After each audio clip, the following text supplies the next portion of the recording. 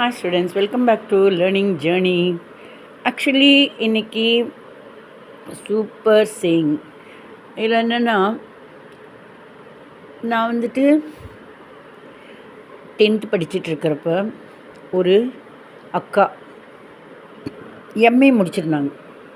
இந்த அக்காவை பார்த்தா என்னவோ பெரிய சாமி பார்க்குற மாதிரி எனக்கு ஐயோ எம்ஏ முடிச்சிருக்காங்க, bachelor degree, bachelor of arts முடிச்சிருக்காங்க, அப்புறம் மாஸ்டர் ஆஃப் ஆர்ட்ஸ். ஓ அப்படின்னு பெரிய விஷயமா எனக்கு தோணும். அந்த அக்காவை பார்க்குறப்பெல்லாம் பெரிய ஒரு ஆஹா, பெரிய ஒரு சாமி மாதிரியே எனக்கு தோணும். அந்தளவுக்கு பெரிய தகுதி வாய்ந்தவர் அப்படிலாம் நினைப்பேன். ஆனால் இப்போ நான் 3 MA degree, 2 bachelor degree, 3 MA degree. எப்படின்னா, பேச்சுலர் ஆஃப் ஆர்ட்ஸ் முடிச்சிருக்கேன், லிட்ரேச்சர், இங்கிலீஷ் லிட்ரேச்சர். அப்புறம் பேச்சுலர் ஆஃப் எஜுகேஷன், பிஎட்ன்னு சொல்லுவாங்களே, அது முடிச்சிருக்கேன். அதுக்கப்புறம் மாஸ்டர் ஆஃப் ஆர்ட்ஸ் இங்கிலீஷ் லிட்ரேச்சரில், மாஸ்டர் ஆஃப் எஜுகேஷன் பிஎட்டுக்கு அப்புறம் எம்எட், அப்புறம் master of yoga for human excellence, யோகாவில் எம்ஏ முடிச்சிருக்கேன். So 2 BA degree, 3 MA degree முடிச்சிருக்கேன். இப்போ நான் எவ்வளோ பெரிய கடவுள்னு எனக்கே இன்னும் தெரியல. நான் ஒருத்தர் அப்படி நினச்சேன், கடவுளாட்டன்னு 3 மடங்கு.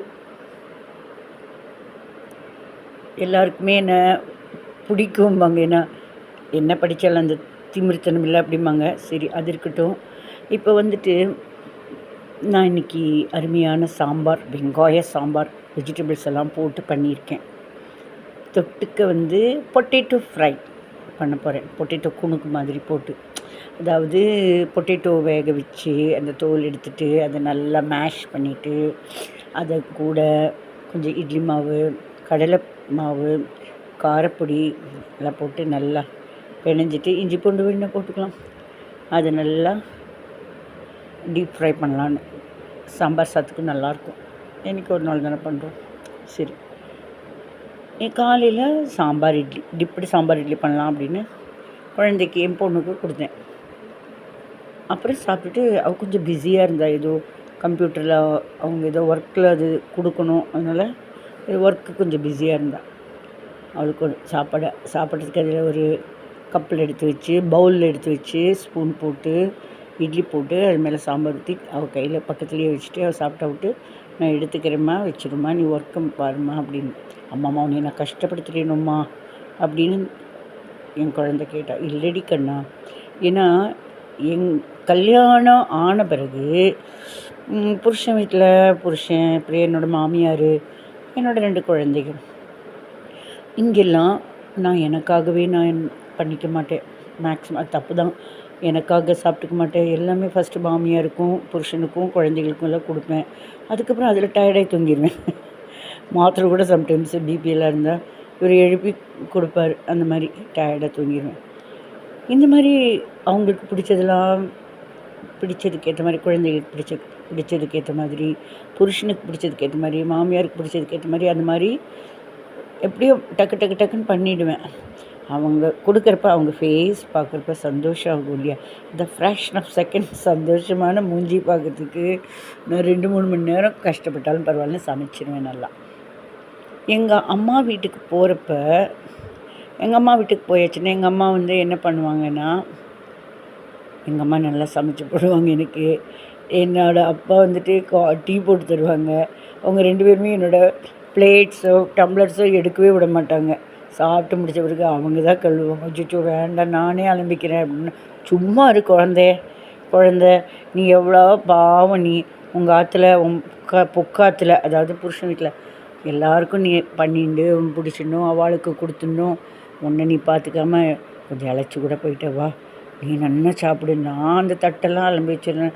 அப்பா வந்துட்டு டம்ளர்லாம் அலம்பி வச்சுருவா, நீ ஒன்றும் பண்ண, நல்லா சாப்பிட்டு ரெஸ்ட் எடு, அம்மம்மா உன்னை கஷ்டப்படுத்திடணும். இல்லை, ஐயோ நீ நல்லா இருக்கணும்மா அப்படின்னு எங்கள் அம்மா அப்பா எனக்கு சொல்லுவாங்க. இதுக்கு வேண்டியே புருஷன் வீட்டில் நல்லா ஒர்க் பண்ணிவிட்டு, அப்பாடி ஜாலி, அம்மா வீட்டுக்கு போனால் ஜாலி அப்படின்னு அம்மா அப்பா நல்லா தாங்குவாங்க அப்படின்னு போய் ஜாலியாக அங்கே போயிட்டு வர்றது ஒரு சந்தோஷம்தான் இல்லையா? இப்போது என்னோட அம்மா எப்படி எங்கள் அப்பா டீ நல்லா போடுவார். எங்கள் அம்மா வந்து நல்லா சமைப்பாங்க. ரொம்ப பிடிக்கும். எங்கள் அம்மா கத்திரிக்காய் உப்பேரிம்பாங்க. கத்திரிக்காய் பொரியல் அடடட நாக்கில் தாண்டவமாடும் டேஸ்ட்டு. எப்படின்னா கடுகு ஒன்றுமே இல்லை, ரொம்ப சிம்பிள். ஆனால் அவ்வளோ டேஸ்ட்டாக இருக்கும். எங்கள் அம்மா கை மணமா என்னன்னு தெரில. ஆனால் அம்மாவும் நல்லா பக்குவமாக பண்ணுவாங்க. எண்ணெயை வச்சு கடுகு தாளித்து 2 உளுத்தம்பருப்பு, அப்புறம் வந்துட்டு 2 கருவேப்பிலை, வரமிளகா கிள்ளி கிள்ளி கிள்ளி போடுவாங்க. அதுக்கப்புறம் நறுக்கி வச்சுருந்த கத்திரிக்காய் தண்ணியில் தானே போட்டு வச்சுருப்பாங்க நறுக்கினதை. அதை எடுத்து அலசி அலசி பாண்டிலியில் போட்டு நல்லா வதக்குவாங்க. வதக்கி சிம்மில் வச்சு தண்ணியை தெளித்து குப்புன்னு மூடி வச்சுருவாங்க. அது மெத்துன்னு வெந்து கிடைக்கும்.